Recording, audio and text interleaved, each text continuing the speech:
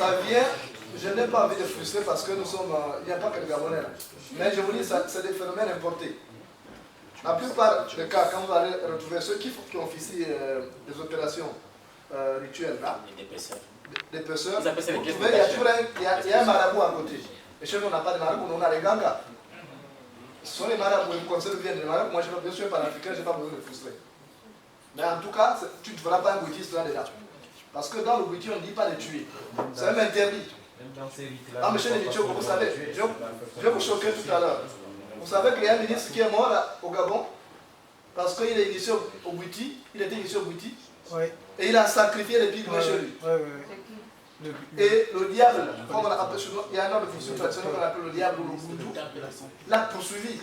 Et ça l'a rattrapé. Il était médecin. Il est venu jusqu'en France ici. Rappelez son nom. Je n'ai pas besoin de citer, il est mort. Et c'est monsieur qui est mort. Parce qu'il avait enfreint aux règles de notre tradition. Donc dans notre tradition, on ne tue pas. Ils appellent ça les pièces détachées. Rapidement sur l'attitude des religieux, je pense qu'il y a quand même eu des conférences épiscopales les plus récentes qui ont condamné la question des crimes. Vous ne m'entendez pas?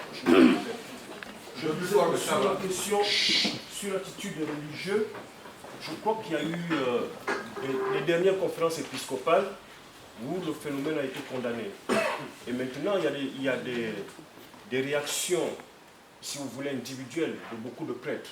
Moi, j'ai assisté à beaucoup d'offices dans différentes paroisses où les prêtres appellent chien, chien et chat, chat. C'est qu'on s'est compris. Il y a des prêtres qui condamnent ouvertement, qui disent que on ne peut pas continuer de bafouer la vie humaine de la manière dont c'est en train de se faire au Gabon. Il faut quand même dire que il y a eu quand même une association il y a un an, c'est en 2013 plutôt, il y a 2 ans, où l'église protestante, l'église catholique et les musulmans sont retrouvés pour condamner le phénomène. C'était d'abord les femmes de ces différentes églises, et ensuite, bon, c'est quand même répandu au niveau des autorités de ces différentes églises-là. Bon, ça c'est pour la question. Je voulais rapidement, donc l'église, c'est vrai, comme Jonas a dit, elle n'est pas assez active. On voudrait l'entendre parce que la mission du prêtre, c'est de veiller au respect et à la dignité de l'homme, au respect de la vie. Et donc, en permanence, les plus virulents dans cette affaire-là devraient être eux. Pas seulement dans les dénonciations pendant des homélies, mais dans une action concrète et une action ouverte et une action qui entraînerait réellement les Gabonais vers la condamnation de ces phénomènes. Je suis d'accord avec lui que là, il y a l'église, les églises, de façon globale, sont timorées là-dessus. Sur la question de Marie, à propos de la reconnaissance d'Ali Bongo, en réalité, cette reconnaissance n'est qu'institutionnelle. C'est la Cour constitutionnelle qui a reconnu Ali Bongo, qui a déclaré qu'Ali Bongo est président de la République. Le problème est resté, on connaît ce qui s'est passé aux élections, mais du moment aussi où la communauté internationale le reçoit, ça signifie qu'il y a une reconnaissance de facto. On n'y peut rien contre ça. Ça, c'est une réalité. Maintenant, il y a eu d'autres problèmes entre-temps.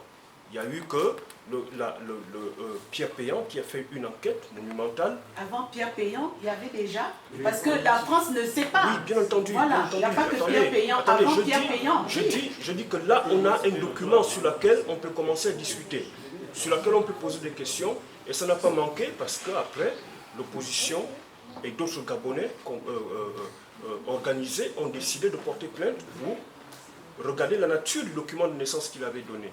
Effectivement, il y a l'article 10 que vous avez évoqué, qui, à mon avis, est fondamental. Okay? Et quand on parle il est fondamental parce que M. Ali Bongo doit répondre sur la nature, déjà sur la nature de son acte de naissance, et voir s'il tombe sous le coup de cet article 10-là. Okay? Mais sinon, quand on dit Ali Bongo président, parce que la réalité aussi c'est là.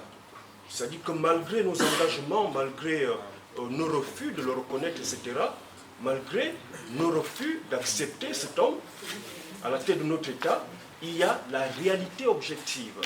Et la réalité objective dit que ce monsieur, jusqu'à preuve le contraire, est le président de la République gabonaise.